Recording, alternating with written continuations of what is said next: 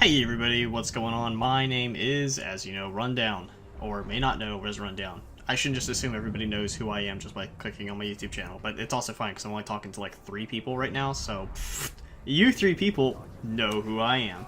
Anyway, picking up a little bit where we left off, I am like level 45 now in the actual game as of me recording this, so that's how far behind I am in making videos. And I have a lot of videos I could make, so I probably will just spend the rest of today and tomorrow making videos and then just post them up. Because I've really been having a lot of fun playing. It was just kind of funny because like my videos are going to stop with me being like level 8? No, not 8. I am level 8 now. You know, and like a little bit. And then they're going to pick up with me being like level 45. There's a lot of really funny things to talk about in this game as far as like that are going to set up other videos. Just know that this video is actually going to set up one of our main antagonists. Not anything with a story. I don't really want to post story content of this because it's really not, it's not the best, and I consider it a little boring. So I'm mostly going to post content of me kind of messing around, because the thing is, I don't want you to watch this and try to, like, get story from it or anything, because that's not at all the intention. It's more just to show me messing around, and I have something in the background that I can talk about, or something in the background that one could watch while I actually do my commentary. And I've kind of debated on turning down the game volume really low, just so, like, if someone wanted to watch this in the form of, like, a podcast or something, they certainly could. But ultimately, it's going to be probably the level that it is until I decide if I want to change it. Anyway, so this video today, like I said, is going to set up one of our main antagonists, so if you do want to watch it, just know that the guy that we're going to be killing in this video comes back to haunt us. So this was just kind of a... I was level 8, and I believe this guy is level 20-something. I died to him a few times. I don't want to talk about it. Just know that I died to him a couple times, and I was like, oh man, I really need to actually take this guy out. So I do exactly that. And one thing I always want to mention on my videos is failure. Failure is always an option. Alright? I will... If I post a video up, I want there to be some kind of, like, not really a mystery, but, like, I don't want people to watch my videos and be like, oh, Rundown's only posting this because he's, like, you know, he succeeds in it or whatever. Like, not at all. I think that's kind of been like the premise for all of my videos ever since I first started, which was failure is, like I said, always an option. There's a lot of YouTubers, especially I give one's a Smite YouTuber that I like to watch, where the YouTuber will only ever, I see YouTuber, well I'll just say the content creator, because YouTuber is such a dumb name. The content creator will only ever post victories, and it really kind of takes me out of the game, because it's like, I really don't have much of a point of watching, except to see like, oh, how did he have this comeback?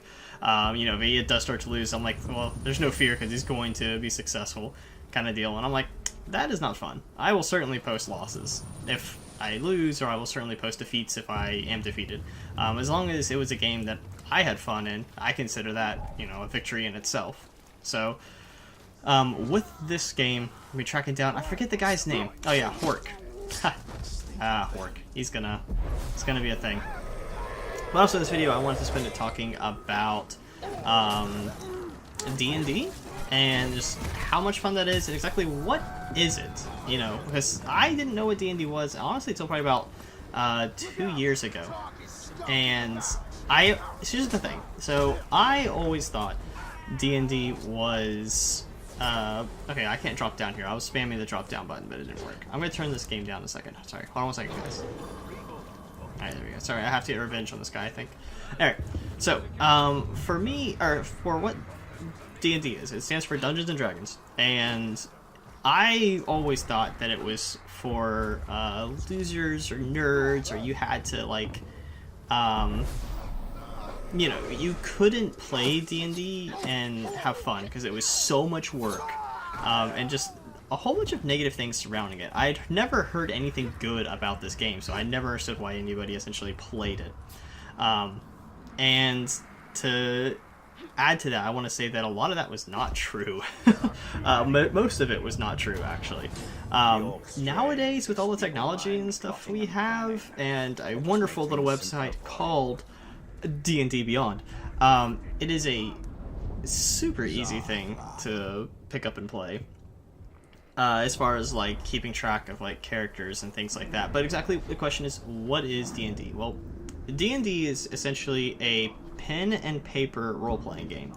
or pencil and paper, or you know what, keyboard and notepad. You know what I mean? Or keyboard and tablet. Like, you can play using whatever you want, but essentially the rules of it are more or less the same, which is to just have fun with it. So what exactly is it? All right, so if you want to see people actually play D&D and do it really, really well, I would recommend watching Critical Role with Matthew Mercer. Matthew Mercer is a voice actor who acts as the Dungeon Master, who the Dungeon Master or the Game Master is the person who essentially directs the game, if you will. They're the people who are like, oh yeah, that chest was a Mimic XD. You know, I'm being like really lazy in describing it here, but that's essentially their job. And God, I don't really know where I wanted to go with this. So really just start off with dissuading the idea that like D&D is a pain in the ass to play, because it really isn't. And then kind of go into what you need to play it, and you really don't need much besides, I would say, a creative imagination and a couple of friends, because you can't play D&D by yourself. I imagine you probably can, but at that point they're just called video games. You know what I mean? Like, you're not really going to be playing D&D by yourself. You need friends. So, you don't really need nerdy friends. There's a lot of people who aren't into that type of stuff who can still enjoy Dungeons and Dragons or D&D. So, the way it essentially works is you have, like I said, one person who acts as the Game Master GM or the Dungeon Master DM. There essentially is no difference between the two. They're just terms that you can swap out.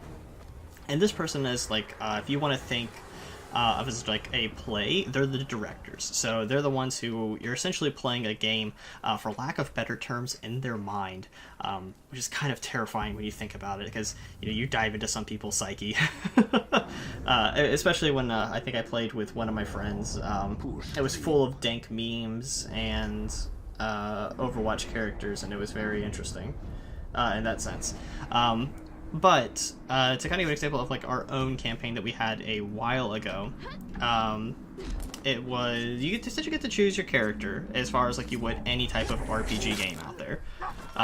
Like you get to choose a rogue, warrior, mage, whatever have you, and you can even do what's called homebrewed content. And this is the reason because homebrewed content exists, is the reason I'm not going to spend too much time on like rules or things along that nature.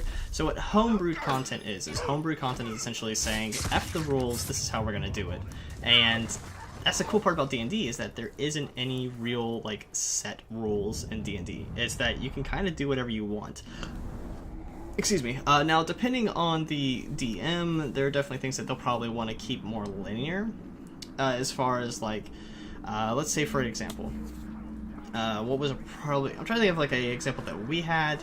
I guess I can go with where we at in our own campaign right now, sort of deal.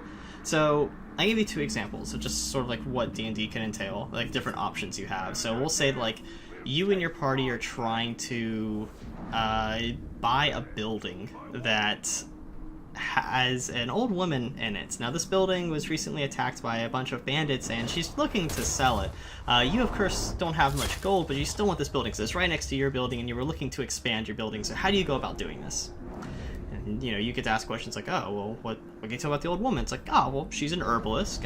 She didn't really have the most successful shop, but she's an old woman looking to retire and move away. And, our party debated on just killing her, because that's kind of the way our party was at the time.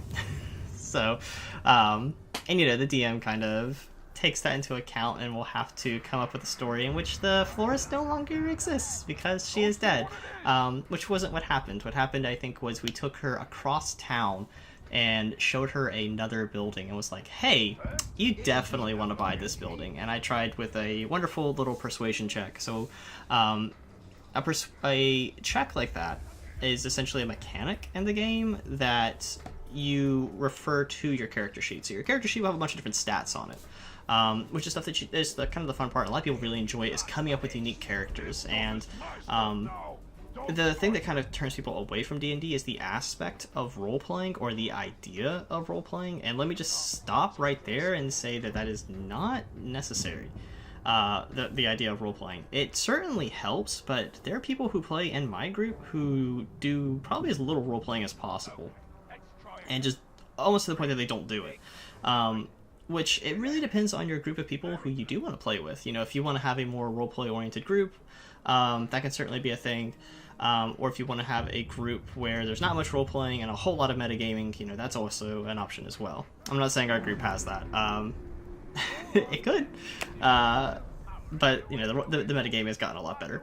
But anyway, so with that character sheet, you can refer back to it. Also, I love how Talion was like, "Oh, I'm just gonna jump off here."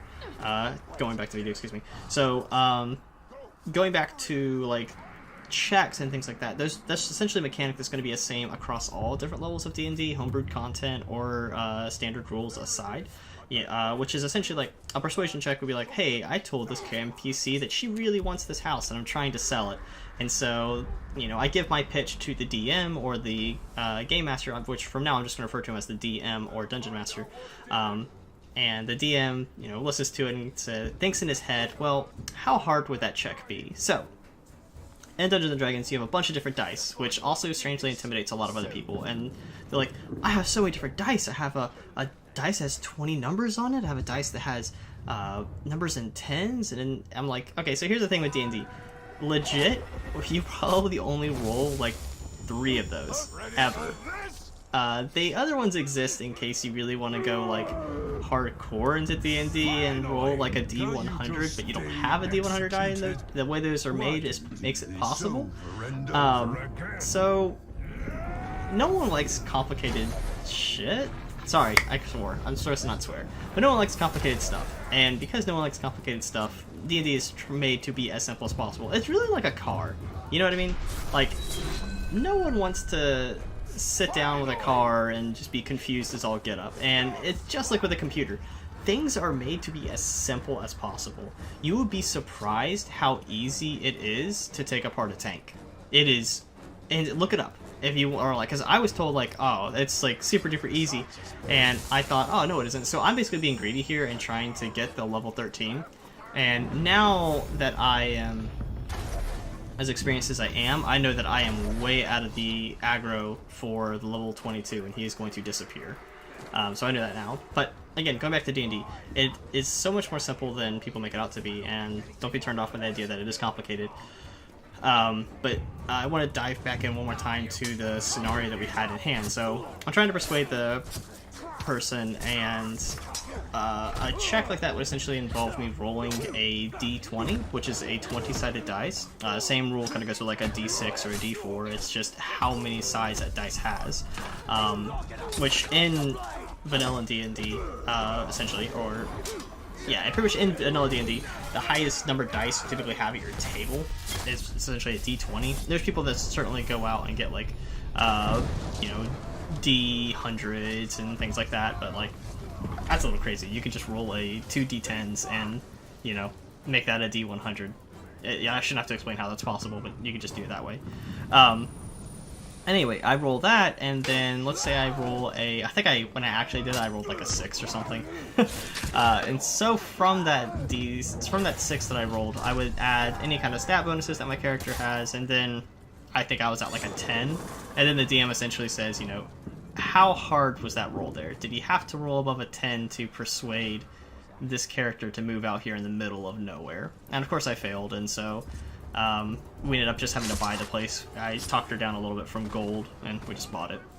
But there's a lot of really cool stories you can get from having a bunch of different people essentially tell a story, and that's really what draws me into D&D in the first place. Also, I'm sorry if this video I'm a little rambly, and it's only because I don't really know where I myself wanted to take this like right away. And there's so many different things about D&D to talk about, and that's what makes it such an easy subject to burn a video like this up. You know, if I have a 20 or 30 minute video, I could certainly kill it talking about D&D. So that's why I essentially did it. But like talking about some of the more memorable things that have ever happened to me, I think the most memorable thing that has ever happened to me while playing D&D was my very first campaign. So I play with a group of really nice guys, I think. I don't know if they like me or not. But I play with a bunch of really nice guys who, to two of them don't play different characters. They all kind of play the same thing, and I guess I could get some flack with that too, but I kind of change it up every now and then.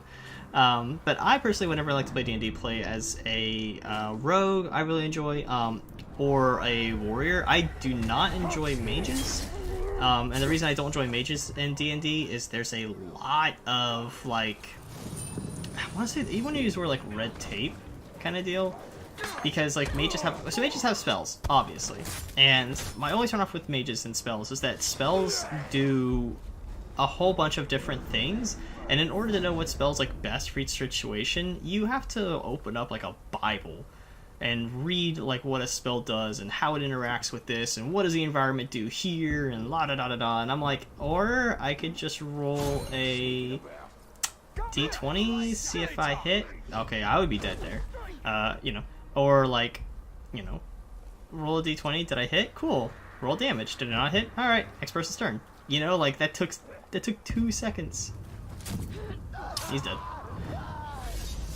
You know, that took 2 seconds, so that's why I don't like to play mages. Also, I don't enjoy combat as much as other people in our group. I kind of find combat a little boring, but, you know, whatever.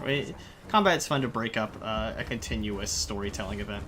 But anyway, with D&D, and it being such a story-driven game, you know, you're essentially telling a story with multiple other people. I think in our group we have, it's kind of like whose line is it anyway, which is really funny, because we have one person who's running the show, so our DM. Then we have me and 2 other guys who are essentially always there. We have one of my buddies, who likes to play, although he's kind of in and out. Like, right now he's playing about every other time, and it's simply because of, you know, personal reasons, like he has to do things or whatever have you. And then we have, like, one person who comes and goes. Like, it's like one seat who is filled by a different person every time, and it's really kind of funny.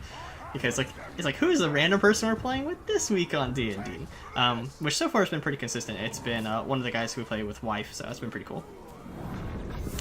Anyway, so talking about the most memorable things that have happened with me and while playing have been this one time, and it's gonna take a little bit to set up. So I was playing a character whose name was Harrion, and Harrion started off as being he's a rogue first off, and he started off with being kind of a nobody. He was always pretty decent at just being a rogue in general. Was very persuasive, but he was just incredibly lucky, getting away with things he definitely shouldn't be. No ex machinas, right? Nothing like really out of the ordinary happened, but there were like checks that I probably should have failed that I passed, and there's just a kind of a mystery sort of surrounding the things that he was able to get away with, and things that I didn't even know, and it was really kind of fun.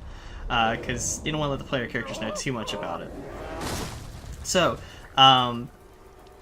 let's fast forward a little bit to kind of just tell a little bit more about Harrion as a character, and go to where. So we were, I forget what exactly we were doing. The overarching story was we were trying to stop 3 hags from taking over the world, if you will. Well, essentially destroying our city. So our city was in a bubble that keeps all these bad things out. Like, apparently there was a meteor that resurrected dinosaurs, and they're just running crazy, and they're, like, destroying the planet. But our city has a nice little bubble. And these 3 hags, were essentially trying to destroy the bubble and make things not very nice for us and our bubble. We like our bubble. It is a very nice bubble. So we fight to protect our bubble, right? And our quest was essentially where we're trying to find out who these hags are, where they came from, and how do we defeat them. And at this point in the campaign, we had everything we needed to in order to get rid of the hags. And we were traveling back to the city to eliminate them because we finally found out where they were at, which is like the biggest problem we had. And so we're going back to the town, which we get after. We're going back to the town in a tank because, you know, we're out here running around. We're out here running around in this tank. I'm sorry, I was watching the gameplay for a little bit. We finally got what we wanted to, and we're traveling back in there. And as we're traveling back in there, the last place we visited was a random encounter we had where a dragon. And this is really fun. This is going to kind of tell you a little bit more about how D&D works. So we had a dragon random. It was like a couple different random encounters we could have had while traveling outside with all these dinosaurs in our tank.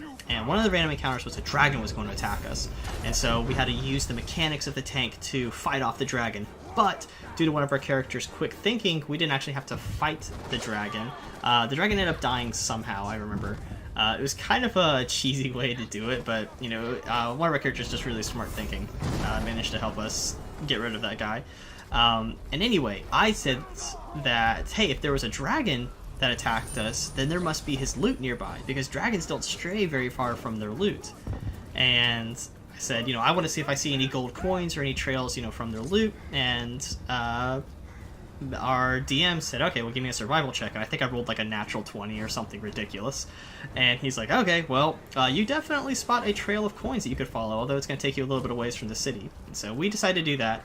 And as we're going there, we find the Dragon's Lair and get a whole bunch of different loot from the Dragon's Lair, which included a really awesome possessed sword for one of our characters that every time that he used it, it was slowly draining his soul, and he had no idea.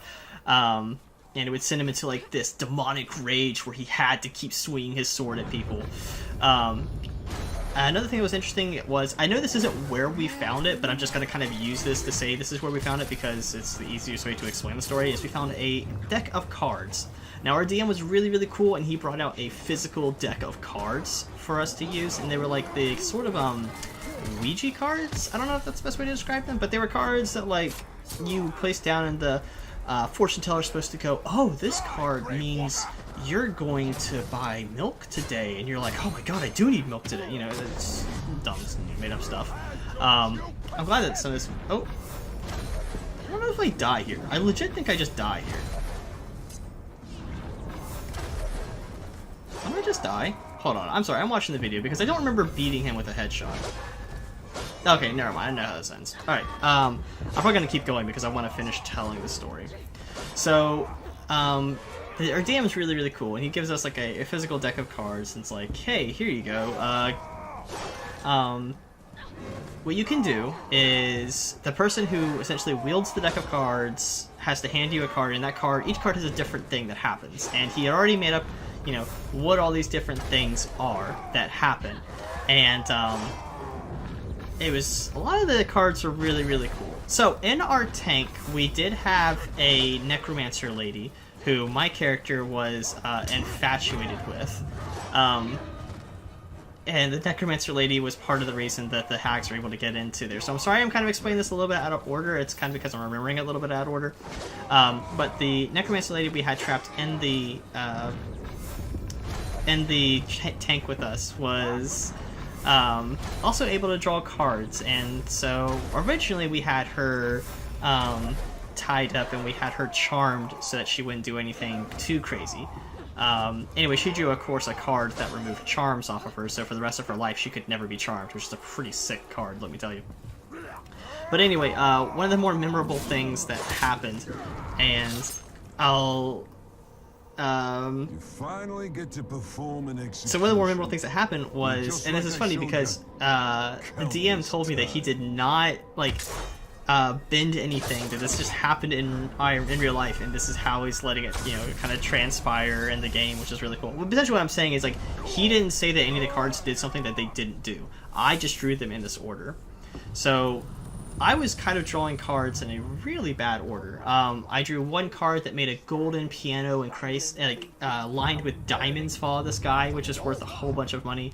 I drew one card that, like, gave me a mansion, and then I drew another card that took away my mansion, and my mansion had like a whole bunch of different servants. It was really, really nice. I'm gonna end the video after I finish telling the story, just to kind of tell you like the things that can happen. I drew a whole bunch of different cards up until the very end when stuff started to get really real. So I drew a card that gave me a wish, and I don't remember what I ended up wishing. It was something kind of lame. Oh yeah, because I drew one card that was like, you get -1 to all your stats from now on, or it was like all of your saving throws, and I was like, oh, yeah, I wish that away. And the DM was like, okay, fine, that can go away. And then there were 2 cards left, right, in this entire deck. No, excuse me. There were 3 cards left in this entire deck. And I said, okay, well, I'm going to go ahead and draw. And so one card I drew was... So the first card I drew said, your next saving throw that you encounter, or your next check, you get to choose is either a D20. I see it's to choose as a natural 20, which is a success, like in a half. Like, I mean, it's you succeed and some, or a natural 1, which means you fail the check and some. So I said, okay, cool. And then I drew the second last card. And now understand that the cards up to this point have been a mix of negative and positive. Some of them have been really cool, and some of them have been really, really, really bad. So this card that I drew, the DM just kind of looked at me and said, well, you just summoned death. And I said, what? He's like, yeah. So I'm in the tank, and as we're in the tank, the shadows sort of fall into this pit. Like, your own shadow kind of gets sucked into this side of the tank that starts to swirl as this creature starts to emerge from it in a black hood. The tank is completely silent as the character reaches out his arm and a scythe appears. And he lifts up his hand. A bony finger protrudes from the row, points to me, and says, "I've come for you." And I'm getting a little bit into character here because this is an awesome story. And my character, who, by the way, had picked up a card that made me 5 points dumber, I roleplay and say, well, I look at death and say, alright. And I draw the last card. And, you know, the DM looks at me and says, alright, draw the last card. And so I pick up the last card, and the DM like looks at me and says, "There's no way that's possible." He said, "No way." I said, "What is it?" You know, and he's like, "That card that you drew, the very last card, is you automatically succeed your next combat." I said, "What?" And he said, "Yeah." So you you know, I would have you roll for initiative, but I'm not going to worry about it. So Death lowers his hand, pulls out a scythe, takes 1 step towards you. He trips on his robe. The scythe falls down in front of him. He goes to try to brace himself, but fails and cuts his head off with his own scythe. He's like, "And congratulations, you beat Death." I said, "Oh, well, that's awesome." And I said, "Do I get anything?" He's like, "Yeah, when you beat Death, Death leaves his scythe behind." I said, "Alright, well." I run up and pick up his scythe, because I'm not very smart. It's like, alright. So you pick up Death's scythe, which by the way costs greater healing on you, or greater restoration. So that cures your minus intelligence, so you're back to normal. And it was a scythe that like had lifesteal, could summon souls. This was an awesome weapon that the DM went ahead and made up for me. And the thing that kind of was awesome is this set up my character to essentially be like this complete badass later on, right?